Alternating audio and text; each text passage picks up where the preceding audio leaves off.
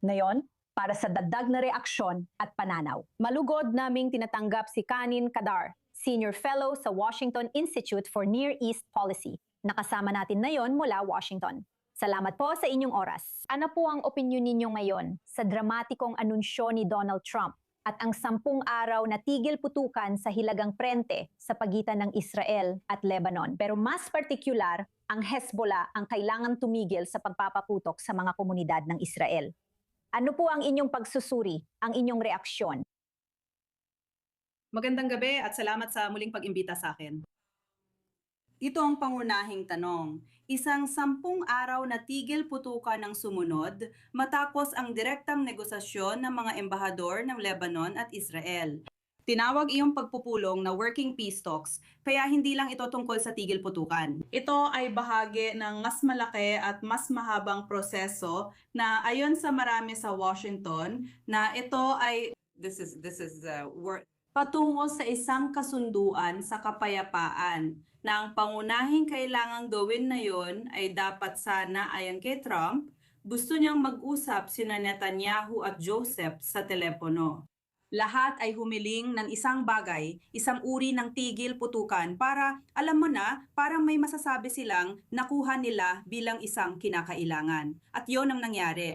Ngayon, nasa Lebanon na ngayon ang responsibilidad at titignan natin kung susunod ang Hezbollah sa tigil putukan. Sa tingin ko, konektado rin ito sa mga nangyayari sa Iran at konektado rin ito sa mga nangyayari sa loob mismo ng Lebanon.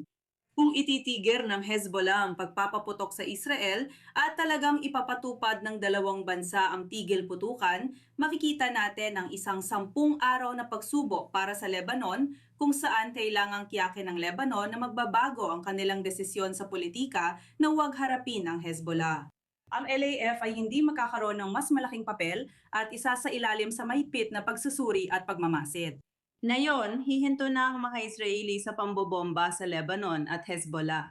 Ano ang gagawin ng LAF? Ipapatupad ba nito ang desisyon ng gobyerno sa pagdidisarma sa Hezbollah o hindi?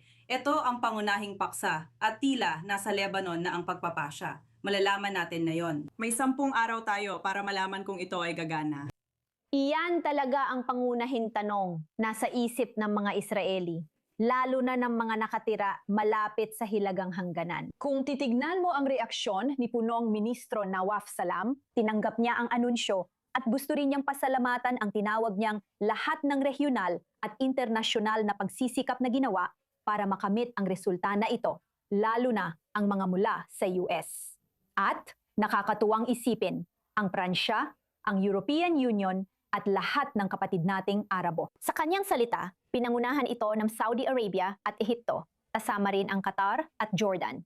Ibahagi mo sa amin ang iyong pananaw tungkol sa epekto na maaring idulot ng mga bansang ito sa hinaharap sa lugar na iyon, lalo na sa loob ng Lebanon. Kaya ito ay karaniwan na para sa punong ministro. Alam mo, nagpapasalamat siya sa lahat dahil malapit talaga siya sa Saudi Arabia at Pransya lalo na. At nagpapasalamat siya sa kanila sa kanilang pagsisikap dahil sinusubukan naman nila, alam mo na. Pero linawin natin, alam mo, ang tanging talagang nagpangyari nito ay ang Estados Unidos at ito ay napakalinaw. Ito ay inisyatibo ng Estados Unidos at ito ay inakyat sa pinakamataas na antas sa Estados Unidos. At kung wala ito, wala sa mga ito ang mangyayari. Kaya malinaw na malinaw iyon. Ngayon, ang pakikilahok at mataas na antas ng pakikibahagi ng Estados Unidos ang nabibigay ng tulak dito. Sa ganitong diwa, ngayon, kailangang maunawaan ng mga regional na puwersa na ang mga dating regional na puwersa, pero higit sa lahat, pinag-uusapan din natin dito ang mga estado sa Europa at particular na ang Pransya na talagang kasangkot sa Lebanon. Kailangan nilang maunawaan na.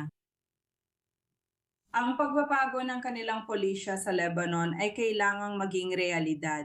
Alam mo, tulad ng mga dating pulisya sa Europa at iba pang pulisya, na iniiwasan harapin ng Hezbollah at hindi gumagamit ng puwersa para sa pagdidesarma, hindi na ito epektibo mayon. Kung ipagpapatuloy nila ang pulisiyang ito, mabibigo ang tigil putukan.